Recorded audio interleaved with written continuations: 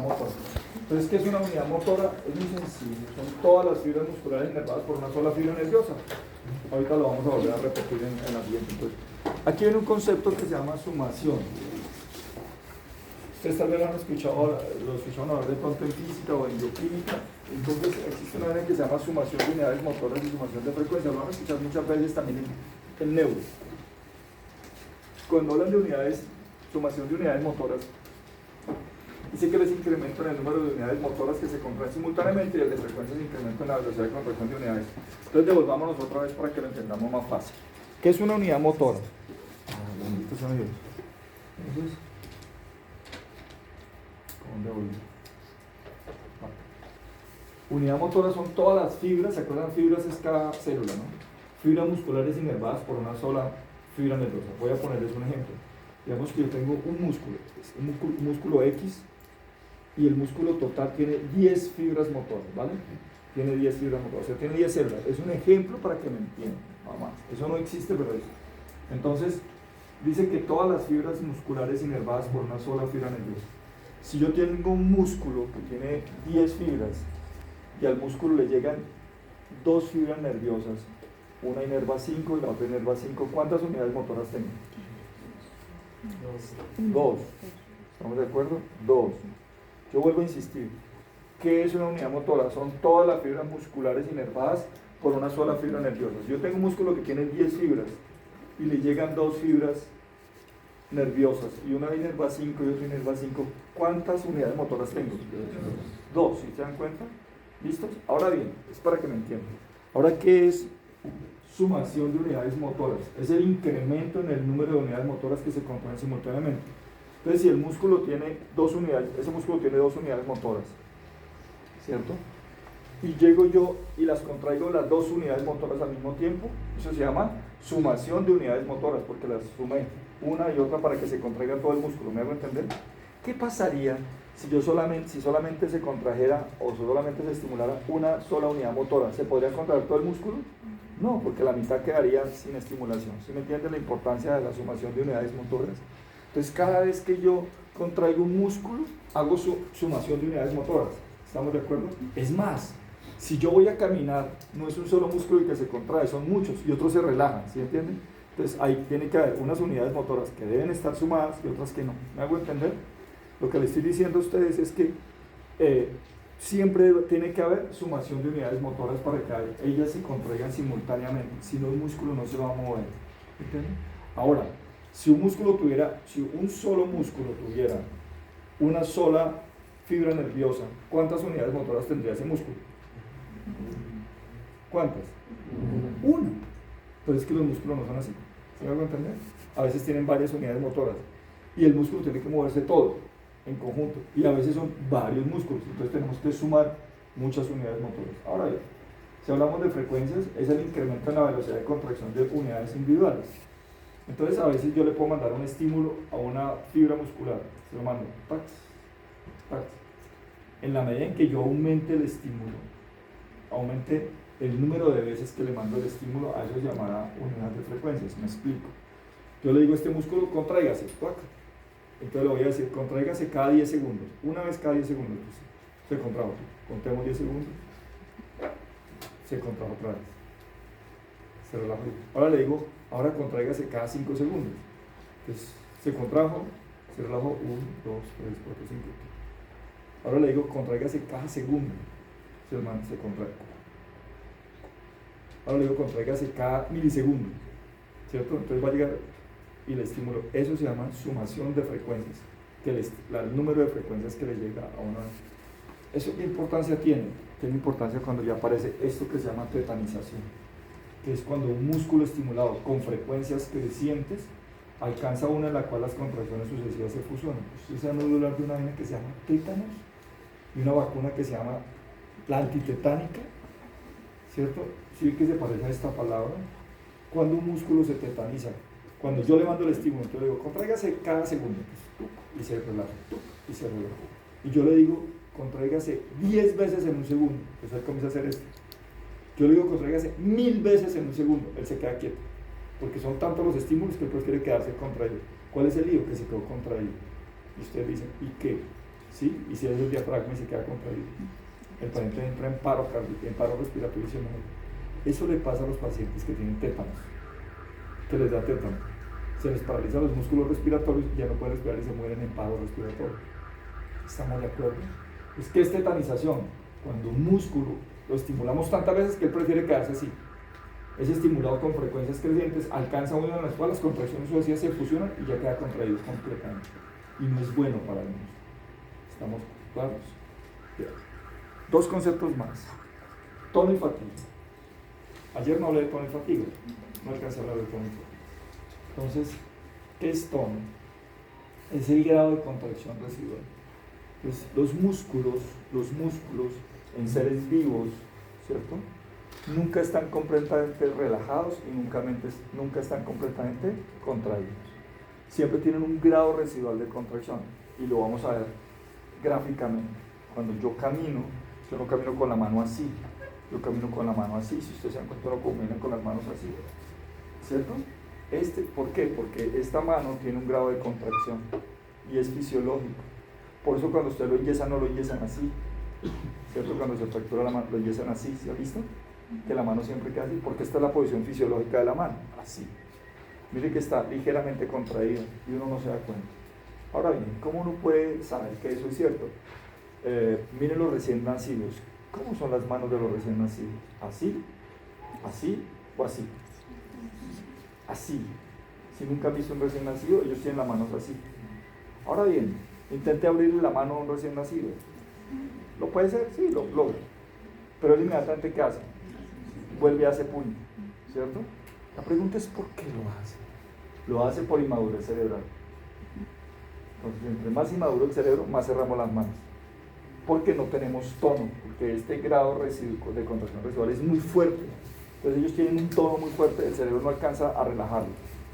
Ahora bien, uno lo podría comprobar cuando ustedes lleguen a la unidad de neurocirugía, en los pacientes que tienen traumas craneoencefálicos severos, por ejemplo, los choques de auto de alta energía, los choques de alta energía, motos sobre todo, se choca, ¿cierto? Sufre un trauma craneoencefálico y el cerebro se pierde, sufre una lesión difusa. Inmediatamente lo que ellos hacen es esto, vuelven a ser como recién nacidos.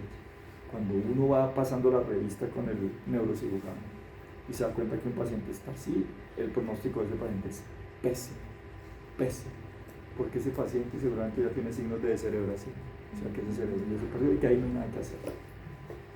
Y que de pronto lo van a conectar y ahí puede estar conectado hasta que no, porque lo único que le queda es tronco encefálico, pero corteza cerebral ya no. Entonces el tono, por eso todos caminamos así, ¿sí entienden? Uno siempre camina así, ustedes se dan cuenta así, nunca caminamos así, no puede. Y fatiga es la incapacidad de los procesos contractiles y metabólicos para continuar proporcionando el mismo trabajo. Los músculos se cansan, ¿cierto?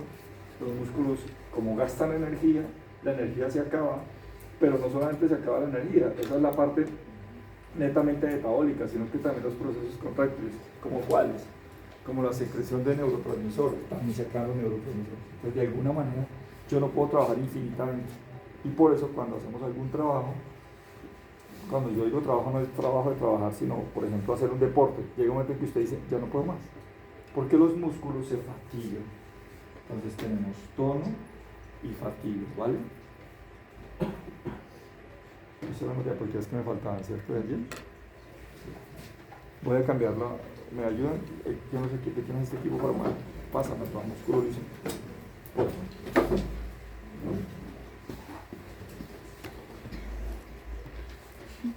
Estas son las que me mandan. ¿Cómo? Estas son las que me pasó. Las de músculo liso. Esta. Debe ser. Sí. ¿Esa?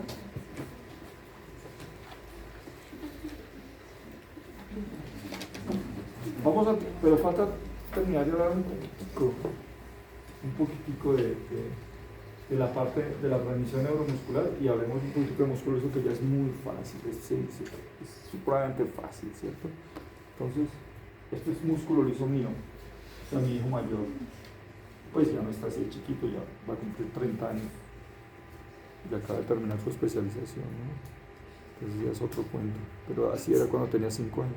Tiene una particularidad esta foto, es genial, ¿no? Si ustedes se dan cuenta que hay un pedazo así. Ese día era el día del bautizo y se cortó el pelo solo.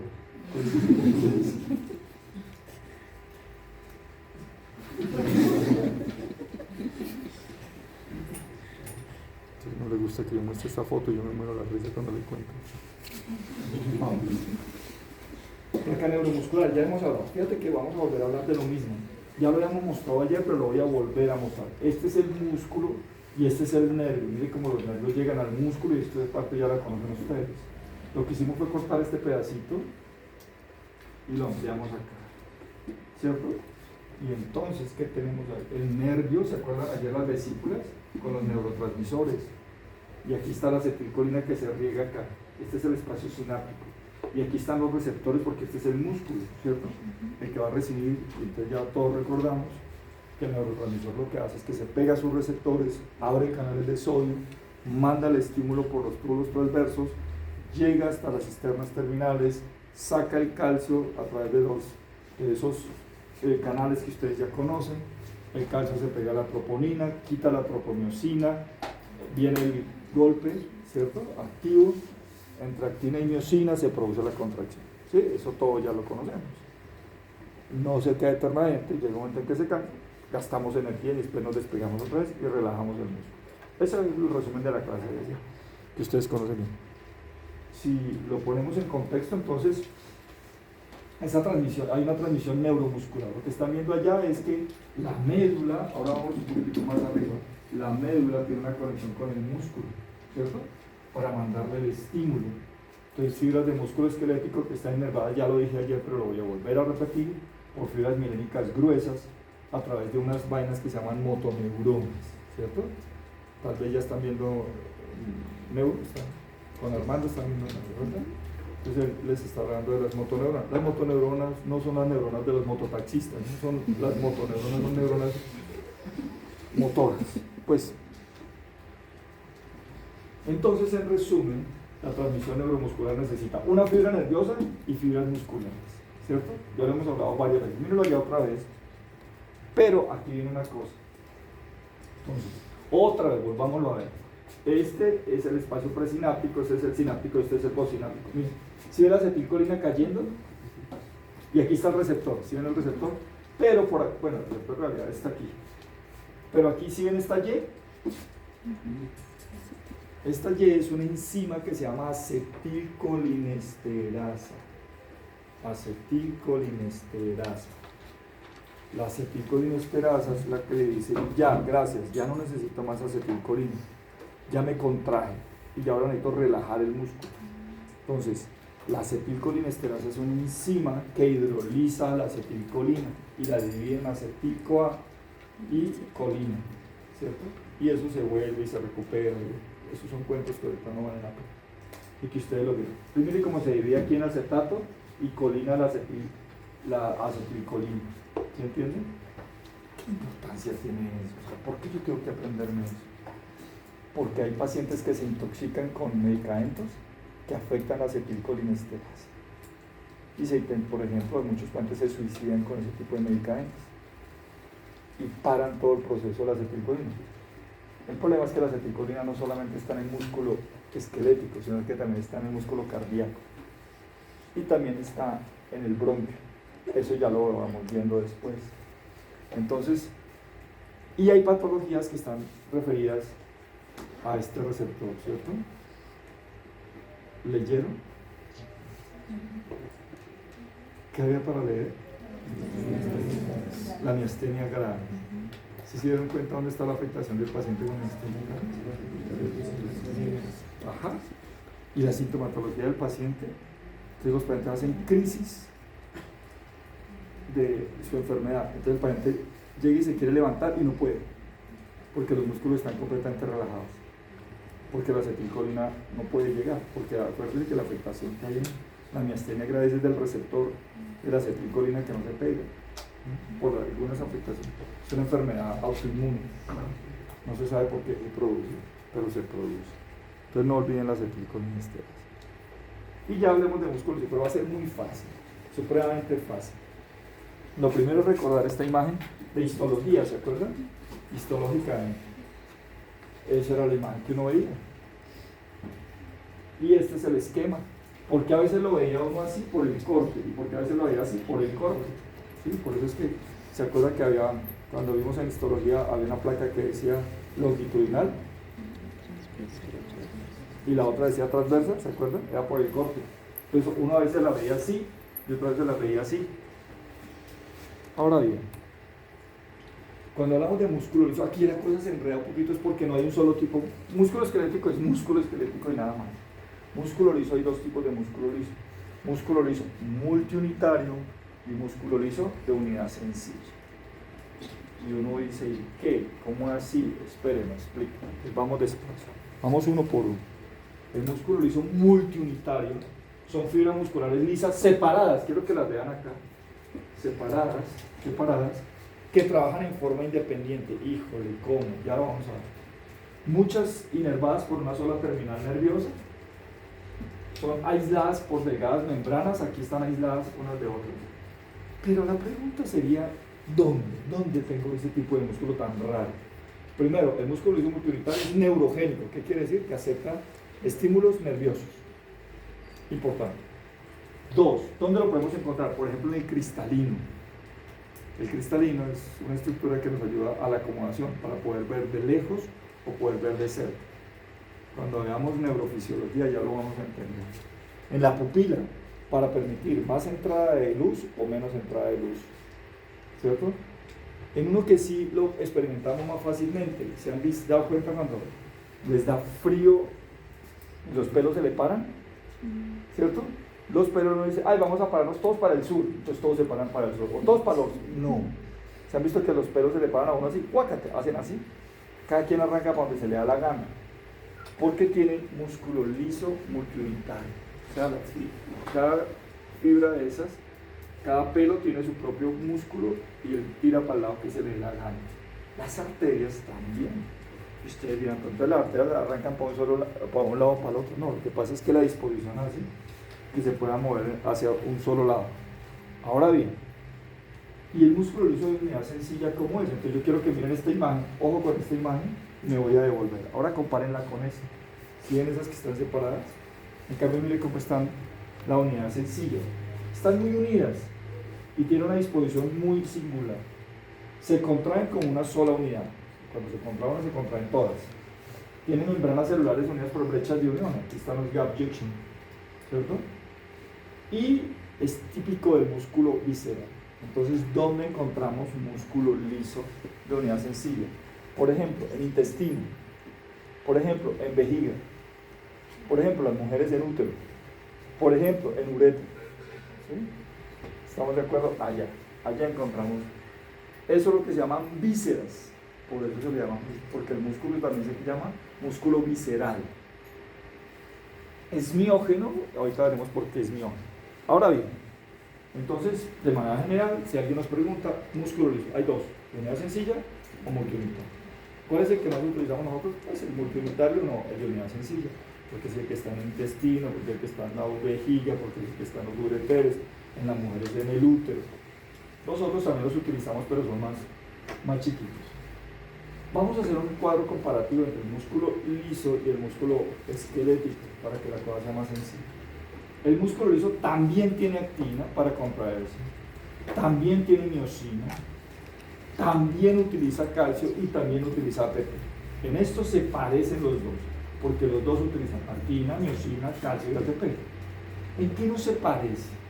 Por ejemplo, en que la contracción del músculo liso es mucho más tónica, mucho más prolongada y utiliza menos energía. La pregunta sería, demuéstreme eso, que eso es cierto.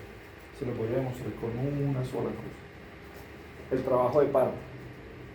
El músculo liso uterino es el que forma y el que ayuda a las contracciones para que el muchachito nazca. ¿Estamos de acuerdo? Esos son los dolores de parto. Ahora bien, ¿cuánto dura un parto? Pues un parto de una primi dura 10 horas más o menos. 10 horas con dolores. O sea, 10 horas de contracción, relajación. Usted puede con un brazo estar 10 horas levantando No. El músculo esquelético se cansa mucho más rápido. Las contracciones del músculo liso son mucho más tónicas, pueden ser mucho más prolongadas y con una gran ventaja. ¿Y por qué puede durar tanto? Porque utiliza menos energía. Eso es una cosa interesantísima de ese tipo de músculo. Otra cosa es que la fuerza de contracción y el porcentaje cortante es mucho mayor. Y lo vemos otra vez con las mujeres. El útero de una mujer que no está embarazada y que nunca ha tenido un hijo es más o menos de 10 centímetros, o sea que es como mi mano así como está acá. Este es el útero. Más o menos ese es el útero, desde aquí hasta acá. Pero en ese útero va a caber un muchachito que mide 50 centímetros, que pesa 3 kilos y que tiene un diámetro de cabeza de 37 centímetros. En este. ¿Cómo hijo de madre? La única manera es porque la fuerza de contracción y el porcentaje cortante es mucho mayor que eso.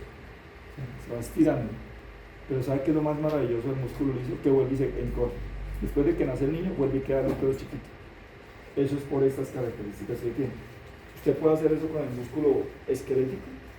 No, a menos que usted sea uno de los increíbles, ¿cierto? Entonces te jala el brazo y el brazo le llega hasta allá. No jodas, eso no puede.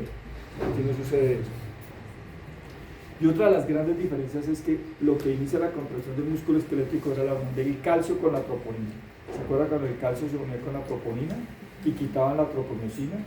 Ahora en el músculo liso no existe troponina, existe otra proteína que se llama calmodulina. Entonces, lo que hacía la troponina en el músculo esquelético ahorita lo va a hacer otra que se llama calmodulina. Pero aquí viene otra diferencia más grande que está en este gráfico. Entonces, ¿qué significa SF? ¿Qué creen ustedes? Miren el gráfico. ¿Y qué creen que significa SF?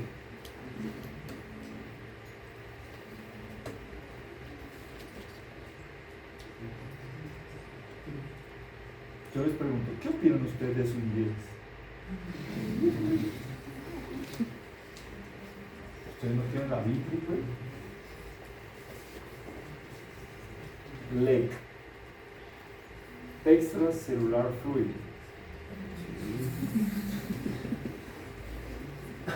¿Sí? Entonces, otra vez, solos en la casa. Y me comienzan a decir cosas. Ese maldito tiene la capacidad de hacerme sentir mal siempre. El inglés mío sirve para lo que sirven las pochecas en los hombres, para nada. Miren, LEC dice algo, o no dice algo.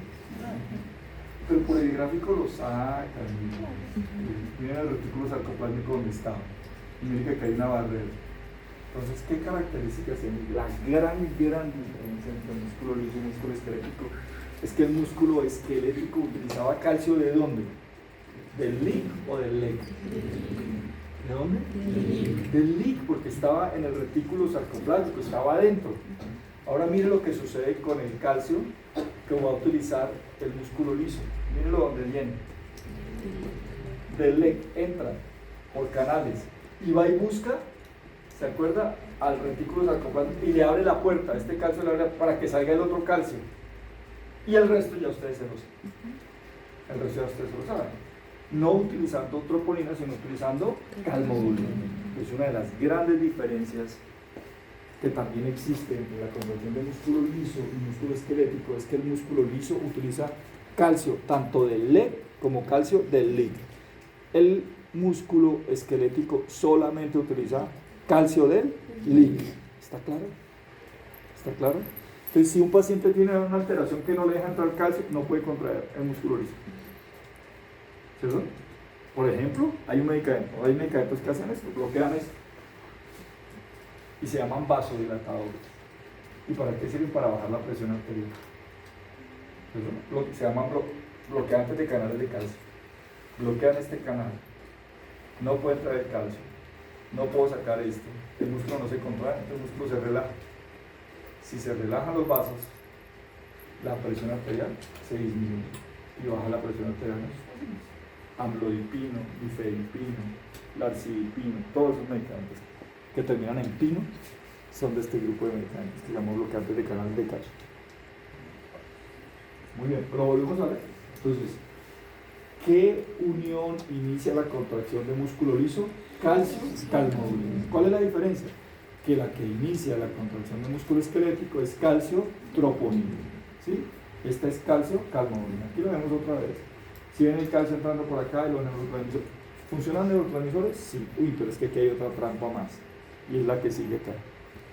A diferencia del músculo esquelético, donde siempre responde a un estímulo nervioso solamente. El músculo liso se puede contraer por estímulos nerviosos, lo vamos a ver, pero también puede recibir estímulos hormonales, acepta hormonas, o puede aceptar estímulos locales, vamos a ver cada uno de ellos. Y empecemos con el nervioso. Entonces el control nervioso del músculo liso tiene otra diferencia más. El músculo esquelético solamente acepta acetilcolina.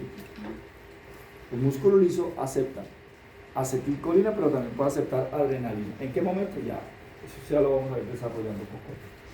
Entonces, primera gran diferencia en cuanto a estímulos es que el músculo esquelético solo acepta estímulos nerviosos. El músculo liso puede aceptar estímulos nerviosos, hormonales, locales. Y dentro de los nerviosos, el músculo esquelético solo acepta acetilcolina. El músculo liso también puede aceptar adrenalina. ¿Sí? Es muy sencillo. Entonces, no hay un contacto directo entre el nervio y el músculo, lo hace por uniones difusas y puede aceptar tanto acetilcolina como adrenalina. Depende de lo que sea. Mírenlo acá. Estos son, si ven aquí la neurona, y aquí están las dilataciones, y aquí está el neurotransmisor. Aquí dice NA, noradrenalina, y aquí dice ACH, o sea, acetilcolina. Depende de qué, donde estemos. Pero ahorita viene otro lío más. El potencial de acción típico del músculo esquelético es un potencial en espiga. Entrada masiva de sodio, despolarización. Salida de potasio, repolarización. Bomba de sodio y potasio, potencial en reposo nuevamente. Eso es lo típico. El músculo liso tiene otra cosita más. Tiene, además del potencial en espiga, que lo están viendo acá, aquí está el umbral. ¿Sí ven el umbral? Superamos el umbral y potencial en espiga. Pero si ven estas ondas que están acá, esos potenciales se llaman potenciales de onda lenta. No es en realidad un potencial de acción. ¿Por qué no es un potencial de acción? Porque no supera el valor umbral. ¿Sí que llegan hasta acá? Llega hasta acá y se devuelve, llega hasta acá y se devuelve, llega hasta acá y se devuelve. No es un verdadero potencial de acción. Es autoexcitable, siempre está ahí. Entonces, ¿cuál es la diferencia entre los dos? Mientras que el músculo esquelético o está quieto o está activo. El músculo liso puede estar como ahí. Yo les digo, hagan de cuenta que el músculo liso es como cuando usted tiene un carro y lo prende. ¿Se entiende? Pero no lo mueve. Entonces está prendido, pero no lo mueve. En cualquier momento lo puede mover. ¿Cuándo lo puede mover? Cuando supere el valor umbral. El músculo esquelético o lo prende o lo apaga, pero no puede prenderlo y dejarlo ahí quieto. ¿Sí me hago entender? Entonces a eso se llaman potenciales de onda lenta. Cuando veamos sistema digestivo, yo voy a profundizar mucho más en qué son los potenciales de onda lenta y cómo se producen. Ahora bien, pero yo dije que no solamente había control nervioso, sino que también había control hormonal. Ustedes se preguntarán, ¿y cómo hace un músculo para hacerle caso a algo que no sea un nervio que lo estimule? Veamos el ejemplo clásico, es un trabajo de parto. ¿Cierto?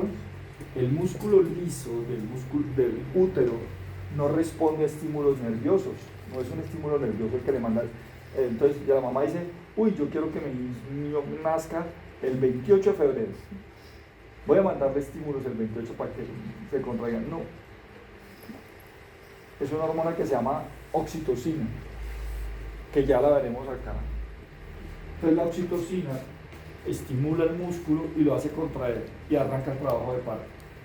En ese caso no es un estímulo de tipo nervioso, sino es un estímulo de tipo hormonal. Otros ejemplos, la histamina, que es un vasodilatador, o la ADH como vasopresina, que es un vasoconstrictor. Ahora bien, ¿y el control local? ¿Cómo hacemos? ¿Cómo hace que el control local? Entonces, bien, cuando hace frío,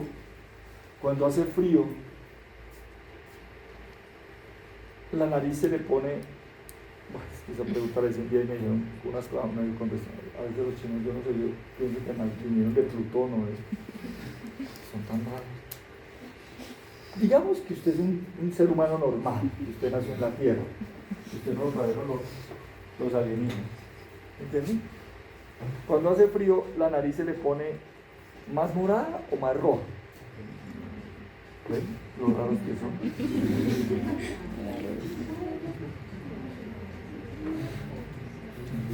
¿Se le pone rojo a usted?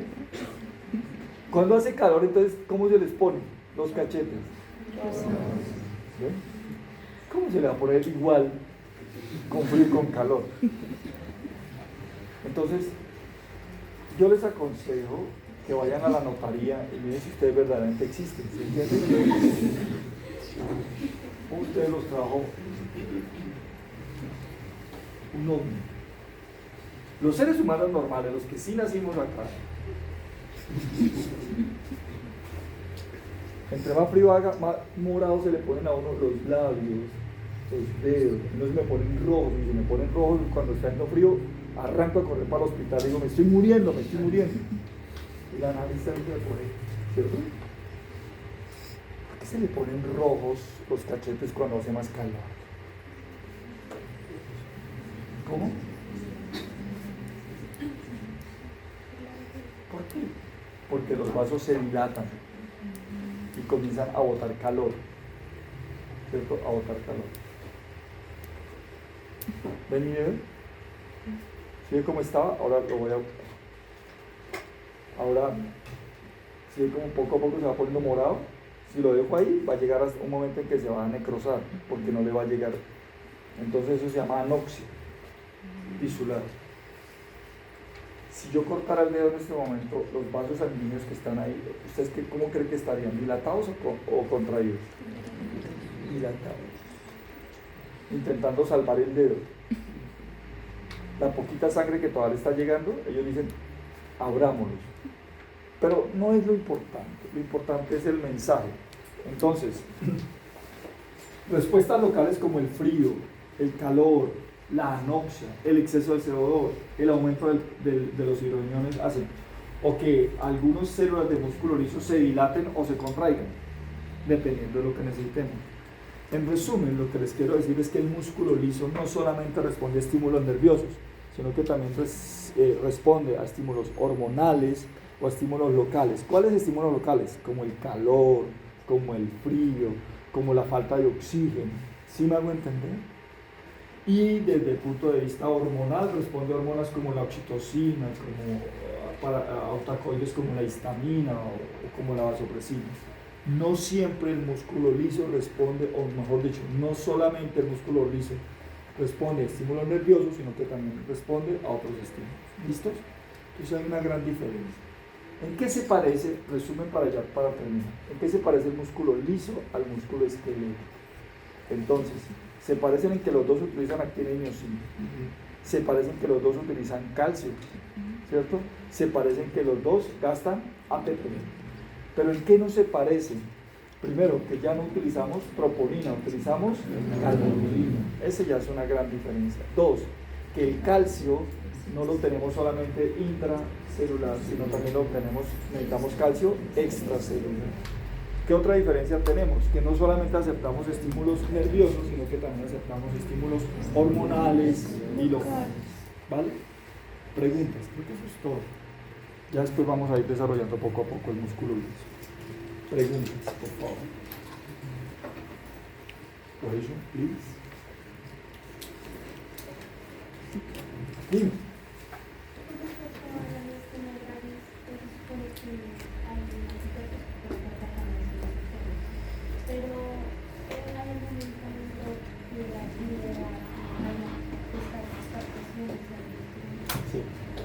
Sí, se llaman, los van a ver cuando vean farmacología, se llaman inhibidores reversibles de la acetilcolinesterasa. Les acabo de decir que la acetilcolinesterasa coge la acetilcolina y la degrada, cuando le dice ya no la necesitamos más. Los pacientes de miastenia gravis, como tienen un problema de receptores, entonces muy poca acetilcolina queda actuando. Entonces, ¿qué hace este tipo de medicamentos? Son inhibidores de la acetilcolinesterasa. Le dicen, señora acetilcolinesterasa, la acetilcolina que esté actuando, déjeme la que siga actuando. Y no la venga y no me la cague.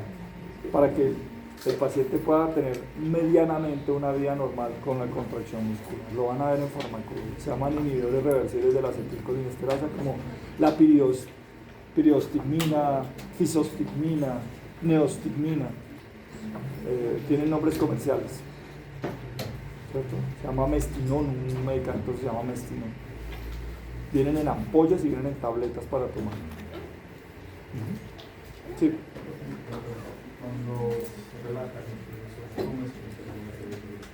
¿De qué?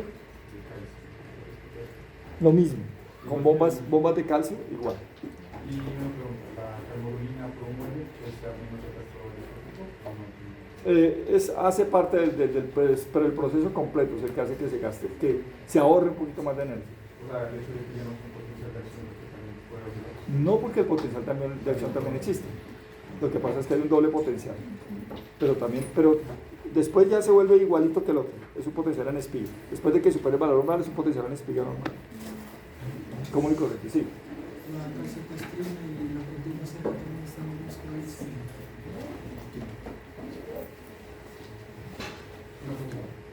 ¿Le podría lo de Ya, no, lo que dice es simplemente que el músculo, para que no se enreden mucho, el músculo de unidad, acuérdense que el músculo liso se divide en dos, de unidad sencilla y multiunitario. El multiunitario sí ya no, por ejemplo, no acepta órdenes hormonales. El que sí acepta órdenes hormonales es el de unidad sencilla. Entonces, por eso al de multiunitario se llama neurógeno, porque siempre acepta órdenes neurógenas de un nervio. Es por eso, para que no se van a enredar mucho ahí. Es eso. Listo. More question. No more question. Bien. Nos veremos el viernes entonces.